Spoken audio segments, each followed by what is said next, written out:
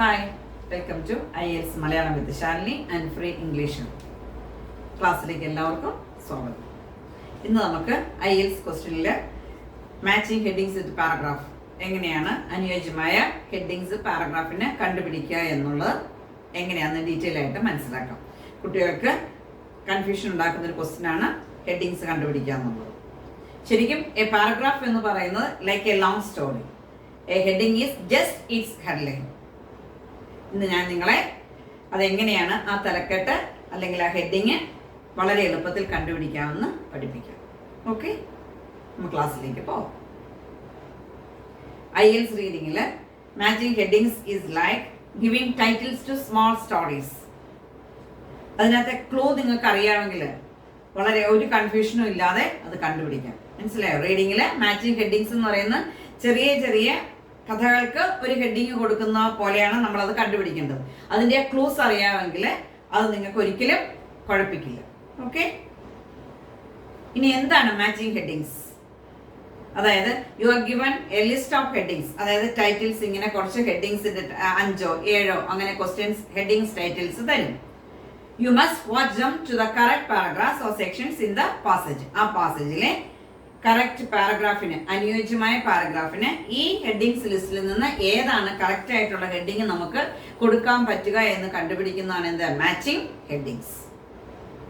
ഓരോ ഹെഡിങ്ങും ആ പാരഗ്രാഫിലെ മെയിൻ ഐഡിയ ആയിരിക്കും സമ്മറൈസ് ചെയ്യുന്നത്. Each heading summarises the main idea of a paragraph. Okay, ഇനി എന്തുകൊണ്ടാണ് ഇത് ബുദ്ധിമുട്ടുണ്ടാക്കുന്നത്? Why is it difficult? അതായത് മെനി ഹെഡിങ്സ് ലുക്ക് സിമിലർ. പല ഹെഡിങ്സ് ലിസ്റ്റും നമുക്ക് ഒരേപോലെ തോന്നും, സിമിലർ ആയിട്ട് തോന്നും.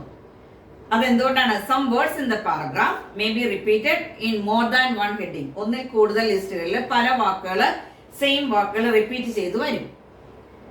അവര് നിങ്ങളെ ടെസ്റ്റ് ചെയ്യുന്നത്, അതായത് test checks whether you can find the central idea, not just keywords. ഈ കീവേഡ്സ് കണ്ടുപിടിക്കുക എന്നുള്ളതല്ല, പിന്നെ എന്താണ് പാരഗ്രാഫിലെ സെൻട്രൽ ഐഡിയ നിങ്ങൾക്ക് മനസ്സിലായോ, നിങ്ങളത് കണ്ടുപിടിച്ചോ എന്ന് ചോദിക്കുന്നുള്ള ക്വസ്റ്റ്യൻ ആണ് ഇത് മാച്ചിങ് ഹെഡിങ്സ്.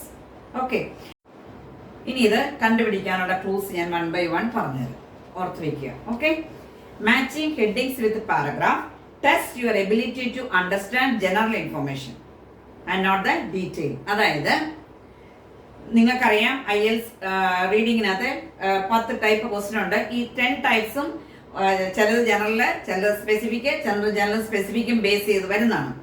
ഹെഡിങ്സ് 99% ജനറൽ ആശയം ബേസ് ചെയ്താണ് വരുന്നത്. അതായത് നിങ്ങൾക്ക് ഒരു പാസേജ് വായിച്ചിട്ട് അതിനകത്ത് സെൻട്രൽ ഐഡിയ, ജനറൽ ആയിട്ട് അതിനകത്ത് പറഞ്ഞിരിക്കുന്ന ഐഡിയ, ആശയം മനസ്സിലായോ എന്ന് ടെസ്റ്റ് ചെയ്യാനുള്ള ക്വസ്റ്റ്യൻ ആണ് ഇത് മാച്ചിങ് ഹെഡിങ്സ് വിത്ത് പാരഗ്രാഫ്. ഇനി ഈ ഹെഡിങ്സ് ലിസ്റ്റിൽ look always for the most general heading. This may be the first paragraph or the conclusion. നിങ്ങൾക്കറിയാം, നമ്മളൊരു എസ്സേ എഴുതുമ്പോൾ ഏത് ടോപ്പിക്കാണോ നമ്മൾ പോകുന്നത് അതിന്റെ ഒരു ജനറൽ ആയിട്ടുള്ള ഐഡിയ നമ്മൾ ഫസ്റ്റ് ഇൻട്രൊഡക്ഷനകത്ത് കൊടുക്കും, എന്താ താഴെ എഴുതാൻ പോകുന്നു എന്ന് പറഞ്ഞതുപോലെ ഈ ഹെഡിങ്സ് ലിസ്റ്റിനകത്ത് ഏറ്റവും ജനറൽ ആയിട്ടുള്ള ഒരു ആശയം ഉണ്ടെങ്കിൽ, അതായത് ആ പാസേജ് എന്തിനെ കുറിച്ചാന്നുള്ളതിന്റെ ജനറൽ ആയിട്ടുള്ള മോസ്റ്റ് ജനറൽ ആയിട്ടുള്ള ഒരു സെന്റൻസ് അല്ലെങ്കിൽ ഒരു ഹെഡിങ് ഉണ്ടെങ്കിൽ അത് എപ്പോഴും ഫസ്റ്റ് പാരഗ്രാഫ്, അതായത് ഇൻട്രൊഡക്ഷനിലോ അതിന്റെ റീസ്റ്റേറ്റ്മെന്റ് ആയിട്ട് കൺക്ലൂഷനിലല്ല ഇൻട്രൊഡക്ഷനിൽ തന്നെ തരും, കാണും മിക്കവാറും. അതായത് മോസ്റ്റ് ജനറൽ ഹെഡിങ്, ജനറലാണ് ഹെഡിങ്സ്, അതിനെ ഏറ്റവും മോസ്റ്റ് ജനറൽ ആയിട്ടുള്ളത് നോക്കുമ്പോൾ ഇൻട്രൊഡക്ഷനകത്ത് കാണും. ഓക്കെ, അടുത്ത പോയിന്റ് നോക്കിയാൽ always do exercises with the headings first as the heading summarizes the text. They help you can scan the answers to the other questions. അതായത് headings list ഒരു 5 8 ഒക്കെ കാണും. 8 പാരഗ്രാഫാണ്, 5 പാരഗ്രാഫാണ്, ചില പാരഗ്രാഫ് റിപ്പീറ്റ് ചെയ്ത് വരും, അത് ഞാൻ പറഞ്ഞുതരാം. അപ്പൊ ഒരു സെക്ഷനിൽ, ഇപ്പൊ ആദ്യത്തെ സെക്ഷനിൽ 12 ക്വസ്റ്റ്യൻ ഉണ്ടെന്ന് വെച്ചു.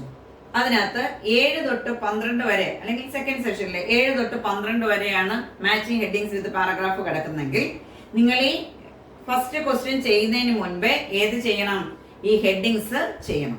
അതായത് ഏത് പാസേജിലാണോ, ചെറിയ ചെറിയ ക്ലൂസ് ആണ് പെട്ടെന്ന് എളുപ്പമാകാൻ വേണ്ടി, ഏത് പാസേജിലാണോ ഹെഡിങ്സ് കിടക്കുന്നത്, അതിന്റെ ക്വസ്റ്റ്യൻ കിടക്കുന്നത്, അത് ഈവൻ ആദ്യമല്ലെങ്കിൽ പോലും അത് ചെയ്യുക. എന്തുകൊണ്ടാണ്? ഹെഡിങ്സ് ചെയ്ത് കഴിയുമ്പോൾ നിങ്ങൾക്ക് ഓവറോൾ ഒരു ഐഡിയ വീണ്ടും കിട്ടും, ആ പാസേജ് മൊത്തം. അപ്പൊ അത് നിങ്ങളെ ബാക്കിയുള്ള ആൻസേഴ്സ് ഫൈൻഡ് ഔട്ട് ചെയ്യാൻ സഹായിക്കും. ബാക്കിയുള്ള ടൈപ്സ് ഓഫ് ക്വസ്റ്റ്യൻസ് അതിന്റെ ആൻസേഴ്സ് ഫൈൻഡ് ഔട്ട് ചെയ്യാൻ സഹായിക്കും. അതായത് always do exercises with headings first as ആയതിനാൽ the heading summarise the text. Heading എന്ന് പറയുന്നത് ടെസ്റ്റ് സമ്മറിയാണ്. അപ്പൊ അത് ചെയ്യുമ്പോൾ കുറെ കൂടെ നിങ്ങൾക്ക് ആ പാസേജിന്റെ സമ്മറി മനസ്സിലാകും. അപ്പൊ നിങ്ങൾക്ക് ആ പാസേജിലെ ബാക്കിയുള്ള ക്വസ്റ്റ്യൻസ് ചെയ്യാൻ കുറെ കൂടെ എളുപ്പമാകും. ഓക്കെ, മനസ്സിലായി എന്ന് വിചാരിക്കുന്നു.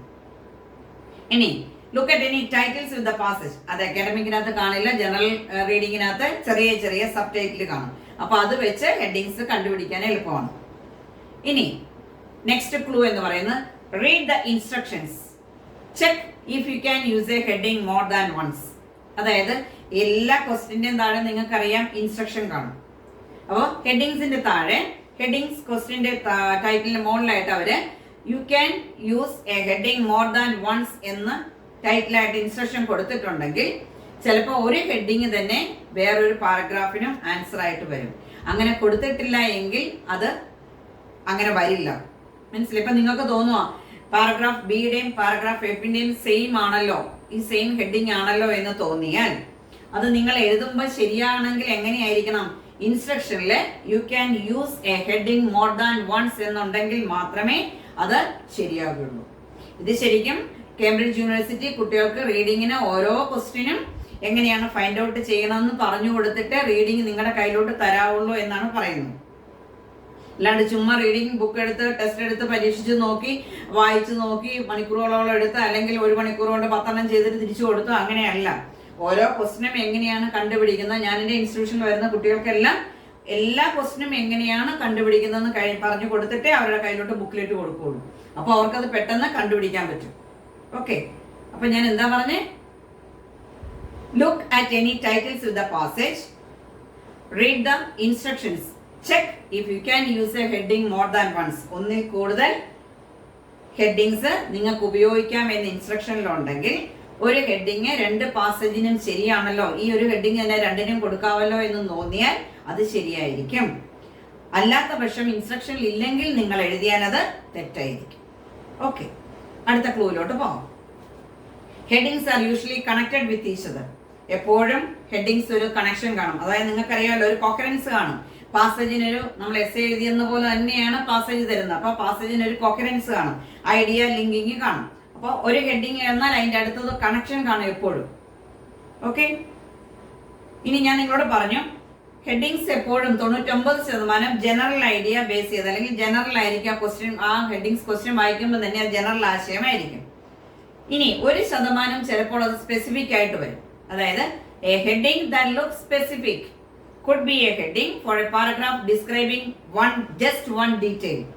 ഇപ്പൊ ഞാൻ പറയാം, ടൂറിസത്തിന്റെ അഡ്വാൻറ്റേജസും ഡിസഡ്വാൻറ്റേജസും പറയുന്ന ഒരു പാസേജ് ആണെന്ന് വെച്ചു. അതിനകത്ത് ഒരു ക്വസ്റ്റ്യൻ ഹെഡിങ്സിൽ ഇങ്ങനെ കിടപ്പുണ്ട്, revenue increasing of the country, അല്ലെങ്കിൽ കൺട്രിയുടെ റവന്യൂ ഇൻക്രീസിംഗ് എന്ന് പറഞ്ഞ് ഒരു ക്വസ്റ്റ്യൻ കിടപ്പുണ്ട് ഹെഡിങ്ങിൽ. അങ്ങനെ ഉണ്ടെങ്കിൽ ആ പാരഗ്രാഫിനകത്ത് എന്തിനെ കുറിച്ച് മാത്രമേ പറയുള്ളൂ? ഇൻക്രീസ് ഇൻ ദ റവന്യൂ, അതിന്റെ കാര്യങ്ങൾ മാത്രമേ, കൺട്രിയുടെ റവന്യൂ എങ്ങനെ ഇൻക്രീസ് ചെയ്യാം എന്നുള്ള കാര്യം മാത്രമേ അതിനകത്ത് കാണുള്ളൂ.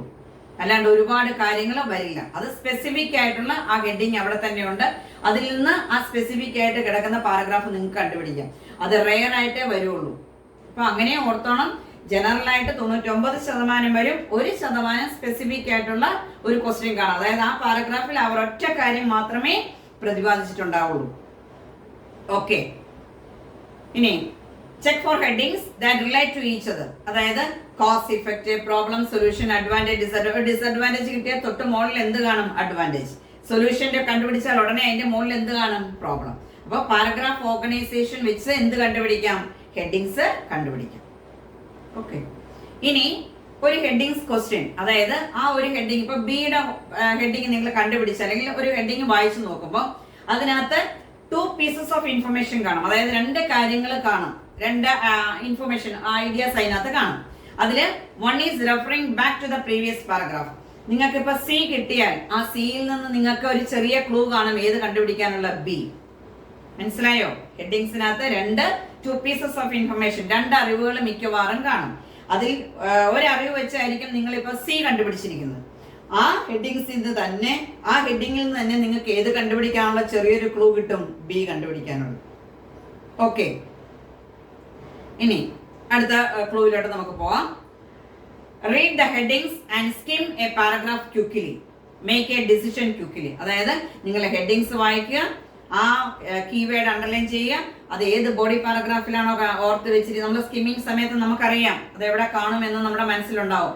അവിടെ പോവുക, വേഗം ആ ഡിസിഷൻ ഏതായിരിക്കും ഇതിനകത്ത് വരുന്നത് നോക്കുക. Okay, read the headings and skim the paragraph quickly. അതായത് skim a paragraph quickly, make a decision quickly. Okay, ഇനി expand the heading into a sentence. This might make the meaning clear. നിങ്ങൾക്ക് ഇപ്പോൾ ഒരു heading വായിച്ചിട്ട് അല്ലെങ്കിൽ ഒരു heading question കണ്ടിട്ട് മനസ്സിലായില്ല എന്ന് വിചാരിച്ചു. അപ്പൊ നിങ്ങൾ എന്ത് ചെയ്യണം? അതിനെ കുറച്ചുകൂടെ ലളിതമായിട്ട് ഇങ്ങനെ വിപുലീകരിച്ച് നോക്കണം, എക്സ്പാൻഡ് ചെയ്ത് നോക്കണം ആ ക്വസ്റ്റ്യൻ. അപ്പൊ നിങ്ങൾക്ക് കുറെ കൂടെ അതിന്റെ മീനിങ് മനസ്സിലാവും.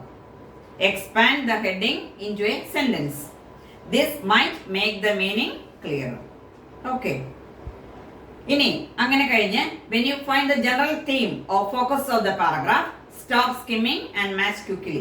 നിങ്ങൾ ഈ വേർഡ്സ് നോക്കി, ആ വേർഡ്സ് നോക്കി പാസേജിനകത്തെ വേർഡ്സ് അണ്ടർലൈൻ ചെയ്ത് അല്ലെങ്കിൽ വേർഡ്സ് നോക്കി വേഗം ഒരു സ്കിമ്മിങ് നടത്തി അതിനകത്ത് ജനറൽ തീം മനസ്സിലായാൽ ഉടനെ വേഗം എന്ത് ചെയ്തോണം? വേഗം ആ ഹെഡിങ് ഇതിനകത്താ വരുന്നത് വെച്ചാൽ മാച്ച് ചെയ്തോണം.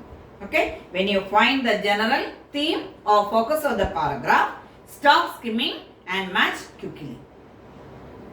Okay, ഇനി ഞാൻ കുറച്ച് ലളിതമായ ക്ലൂസുകൾ പറഞ്ഞുതരാം. Number 1, find the main idea, not the detail. The correct heading reflects the main idea or main purpose of the paragraph, not a specific detail or example. അതായത് ഒരു പാരഗ്രാഫ് എന്താണ് പറയുന്നത്, മൊത്തത്തിൽ എന്താണെന്ന് പറയുന്നത് അനുസരിച്ചാണ് ഹെഡിങ്സ് വരുന്നത്. അതാണ് പ്രധാനപ്പെട്ടത്. അല്ലാതെ ഒരു ഉദാഹരണത്തിനെയോ അല്ലെങ്കിൽ ഒരു സൈഡായിട്ടുള്ള ഡീറ്റെയിലിനെ ബേസ് ചെയ്തല്ല, പോയിന്റിനെ ബേസ് ചെയ്തല്ല ഹെഡിങ്സ് കണ്ടുപിടിക്കേണ്ടത്. Okay, then tip number 2. The next one, read the first and last sentences of each paragraph. Read the first and last sentences of each paragraph. അതായത് ടോപ്പിക് സെന്റൻസ്, ഒരു പാരഗ്രാഫിന്റെ സ്റ്റാർട്ടിങ് നമ്മൾ essay എഴുതുമ്പോൾ topic sentence first കൊടുക്കും. First sentence often gives the main idea, എന്താണ് പറയുന്നത്. ഇപ്പൊ 2 side exercise എഴുതുമ്പോൾ നമുക്കറിയാം ടോപ്പിക് സെന്റൻസ് കഴിഞ്ഞിട്ട് പോയിന്റ്സിലേക്ക് പോകുന്നുള്ളൂ. അപ്പൊ ആ ടോപ്പിക് സെന്റൻസിൽ തന്നെ പാരഗ്രാഫിന്റെ സെൻട്രൽ ഐഡിയ കാണും.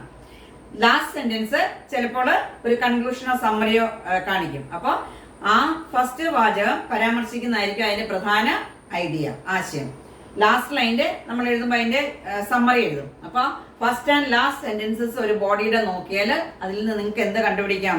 അതിനകത്തെ മെയിൻ ഐഡിയ അല്ലെങ്കിൽ ഹെഡിങ് കണ്ടുപിടിക്കാം. Okay, then tip number 3, pay attention to repeated ideas or keywords. അതായത് if a paragraph keeps repeating an idea in different words, that is usually the main theme. അതായത് ഒരു ആശയം പലതവണ വ്യത്യസ്ത രീതിയിൽ വരുമ്പോൾ അതാണ് ആ ഹെഡിങ്ങിന് ആവശ്യമായ ഒരു മുഖ്യ വിഷയം, മെയിൻ ഐഡിയ അതായിരിക്കും. അതായത് paragraph keeps repeating an idea in different words. പല തരത്തിൽ ആ ആശയം റിപ്പീറ്റ് ചെയ്ത പാരഗ്രാഫിൽ വന്നിട്ടുണ്ടാവും. അപ്പൊ അതിനെ ബേസ് ചെയ്തായിരിക്കും എന്ത് വരുന്നത്? മെയിൻ ഐഡിയ, ഹെഡിങ്സ് കൊടുക്കേണ്ടി വരുന്നത്. അടുത്തത് next clue, use synonyms and paraphrasing skills. അതായത് headings rarely contain the same words as the passage. Look for synonyms or paraphrase ideas. ഒരിക്കലും പാരഗ്രാഫിൽ ഉപയോഗിച്ചിരിക്കുന്ന വാക്കുകൾ അതേ രീതിയിൽ എവിടെ ഉണ്ടാകുകയില്ല, ഹെഡിങ്ങിൽ വരില്ല. അതുകൊണ്ട് സിനോണിംസ് നോക്കുക. Okay, next clue, do not match based on the one word. അതായത് don't pick a heading just because one word is repeated. ഇപ്പൊ ചില കുട്ടികൾ ഒരു വാക്ക് തന്നെ റിപ്പീറ്റ് ചെയ്ത് അവിടെ വരുന്ന ഹെഡിങ്ങിലെ വാക്കുകൾ റിപ്പീറ്റ് ചെയ്ത് അല്ലെങ്കിൽ പാസയിലെ വേർഡ് റിപ്പീറ്റ് ചെയ്ത് ഹെഡിങ്ങിൽ വരുന്ന പാരഗ്രാഫിലും വരുന്ന കണ്ടോണ്ട് ഉടനെ അതാണ് ശരി എന്നോർത്തോണ്ട് ആ ഹെഡിങ് ലിസ്റ്റിൽ നിന്ന് എടുത്ത് അങ്ങോട്ട് എഴുതി വെക്കും. അത് മിക്കവാറും തെയ്യോ അതാണെന്ന് ഓർത്ത് എഴുതിയതെന്ന് പറയും. അപ്പൊ ഒരിക്കലും അങ്ങനെ ചെയ്യരുത്. Don't pick a heading just because one word is repeated. ഒരു വാക്കോടെ റിപ്പീറ്റ് ചെയ്ത് വന്നെന്ന് ഓർത്തോണ്ട് ആ ഹെഡിങ് എടുത്ത് എഴുതി വെക്കരുത്. അത് ചിലപ്പോൾ എന്തായിരിക്കും, it may be a detail not the main idea. ചിലപ്പോൾ അത് ഡീറ്റെയിൽ ആയിട്ടുള്ള കാര്യം പറയുന്നതായിരിക്കും, മെയിൻ ഐഡിയ പറയുന്നതായിരിക്കില്ല. Okay, next one, read all headings before matching. Headings എല്ലാം നേരത്തെ ഒന്ന് വായിച്ചു നോക്കുക മാച്ച് ചെയ്യുന്നതിന് മുമ്പേ. Skimming all headings before starting helps you know what to expect and compare. എന്താണ് അവിടെ ചെയ്യേണ്ടത് നിങ്ങൾക്ക് നേരത്തെ തന്നെ മനസ്സിലാകും. ഹെഡിങ്ങൾ മുഴുവൻ വായിച്ചാൽ അവയുമായിട്ട് താരതമ്യം ചെയ്യാനായിട്ട് എളുപ്പമായിരിക്കും. അടുത്തത് നെക്സ്റ്റ് ക്ലൂ എന്ന് പറയുന്നത് work from the paragraphs not from the headings. അതായത് it is more effective to read the paragraph first and then choose the matching headings. Paragraph നോക്കിയിട്ട് അതിനനുബന്ധിച്ച് എന്ത് ചെയ്യുക, ഹെഡിങ് സെലക്ട് ചെയ്യുക. The next one, think of the writer's purpose. Ask yourself. നമ്മൾ തന്നെ നോക്കുക, why did the writer include this paragraph? ഈ paragraph എന്തിനാണ് ഇവിടെ ചേർത്തിരിക്കുന്നത്? അല്ലെങ്കിൽ what is he or she trying to say overall? മൊത്തത്തിൽ എന്താണ് ഈ പാരഗ്രാഫ് കൊണ്ട് ആ റൈറ്റർ ഉദ്ദേശിച്ചിരിക്കുന്നത്, നമ്മളോട് എന്ത് പറയാനാണ് ഉദ്ദേശിച്ചിരിക്കുന്നത് എന്നൊന്ന് ആലോചിച്ച് നോക്കുക. അപ്പൊ നിങ്ങൾക്ക് അതിന്റെ സെൻട്രൽ ഐഡിയ കിട്ടും. മനസ്സിലായോ? ആ പാരഗ്രാഫ് റൈറ്റർ എന്താണ് പ്രധാനമായിട്ടും അതോടെ ചേർത്തിരിക്കുന്നത്, അല്ലെങ്കിൽ അതിനകത്ത് എന്താണ് സെൻട്രൽ ഐഡിയ കൊണ്ടുവന്നിരിക്കുന്നത് സ്വയം നമ്മളൊന്ന് ചോദിക്കുക. അപ്പൊ നമ്മൾ അത് വെച്ച് അതിന്റെ ഐഡിയ കണ്ടുപിടിക്കും. Okay. The next one, paragraphs can contain more than one idea, but choose the main idea. കുട്ടികൾ പലപ്പോഴും ധരിച്ചിട്ട് പറയും, അതാണെന്ന് ഞാൻ ഓർത്തു, പെട്ടെന്ന് അതാണെന്ന് ഓർത്തുന്നത്. അതായത് പല ചെറിയ ചെറിയ ഐഡിയാസ് കാണാം, പക്ഷെ അതിനകത്തെ മെയിൻ ഐഡിയ കണ്ടുപിടിക്കാൻ നോക്കുക. Even if 2 ideas are mentioned, ഇപ്പൊ ഒന്നോ രണ്ട് ആശയങ്ങൾ അതിനകത്തുണ്ടെങ്കിൽ വൺ ഈസ് ഓൾവേസ് സെൻട്രൽ, അതായത് focus on that. Central idea focus ചെയ്യും. ഒരു പാരഗ്രാഫിൽ തന്നെ 2 ആശയങ്ങളുണ്ടെങ്കിലും അതിനകത്ത് പ്രധാനമായ ആശയം ആയിരിക്കണം എന്തായിട്ട് വരുന്നത്, അതിന്റെ ഹെഡിങ്. ഓക്കെ. ഇനി നമുക്ക് ഇപ്പൊ ഞാൻ കുറെ ക്ലൂസ് പറഞ്ഞു തന്നു.